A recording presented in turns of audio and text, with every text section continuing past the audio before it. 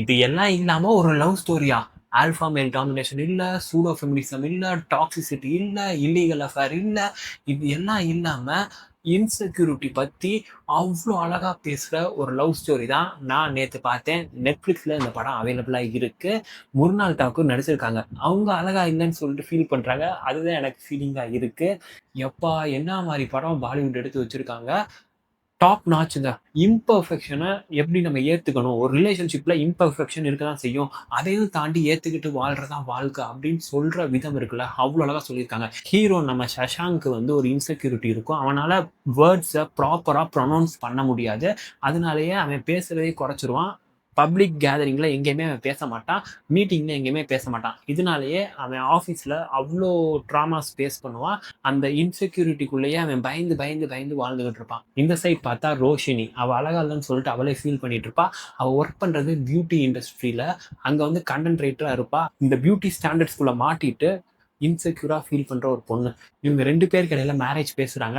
But Roshini வேணான்னு சொல்லிடுறா. அதுக்கப்புறம் சஷாங்கா love பண்ண ஆரம்பிக்கிறா. அந்த லவ் எப்படி ஏற்படுது? அவங்க 2 பேரும் சேர்ந்தாங்களா? அவங்க எப்படி அவங்க இம்பர்ஃபெக்ஷனை ஓவர் கம் பண்ணாங்க?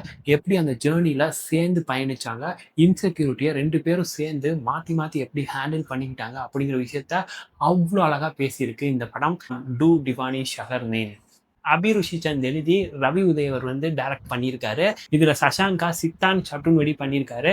அண்ட் ரோஷ்னியா நம்ம முர்னால் தாக்கூர் அவர்கள் பண்ணியிருக்காங்க. இந்த படம் வந்து ஹிந்தியில மட்டும்தான் அவைலபிளா இருக்கு. தமிழ் டப்பிங்ல அவைலபிளா இல்லை.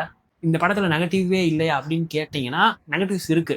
சஷாங்க் வந்து ஒரு ஃப்ரேம்ல சொல்லுவான், இந்த சிகரெட் பிடிக்கிறதுனால இந்த ப்ராப்ளம் மாறப்போதான்னு சொல்லுவான். ஆனா பின்னாடி சிகரெட் பிடிப்பான். சஷாங்க் வந்து ஏன் திடீர்னு ஸ்மோக் பண்றான், முன்னாடி தான் இப்படி சொன்னானே அப்படின்னு சொல்லிட்டு அந்த குழப்பம் நமக்குள்ள ஏற்படுது. அந்த கேரக்டர் ஆர்க்ல சின்ன சின்ன ப்ராப்ளம்ஸ் இருக்கு. அந்த தண்ணி அடிக்கிறதையும் சிகரெட் அடிக்கிறதும் நார்மலைஸ் பண்ற மாதிரியே கொண்டு போறாங்க. ஆனா முதல்ல வந்து அவனுக்கு அதுல இன்ட்ரெஸ்ட் இல்லாத மாதிரி காட்டுறாங்க. அதுதான் எனக்கு ப்ராப்ளம். நார்மலைஸ் பண்றது கூட எனக்கு பிரச்சனை இல்லை. இப்போ வர எல்லா சினிமாவும் அப்படிதான் பண்றாங்க. ஆனா முதல்ல வந்து அவன் வந்து அதுல கம்ப்ளீட்டா டிஃப்ரெண்ட் ஸ்டாண்ட் எடுத்துட்டு திடீர்னு ஸ்மோக் பண்றது வந்து நம்மளால ஏத்துக்க முடியல. அண்ட் செகண்ட் ஹாஃப் வந்து கொஞ்சம் ஸ்லோவா இருக்கு.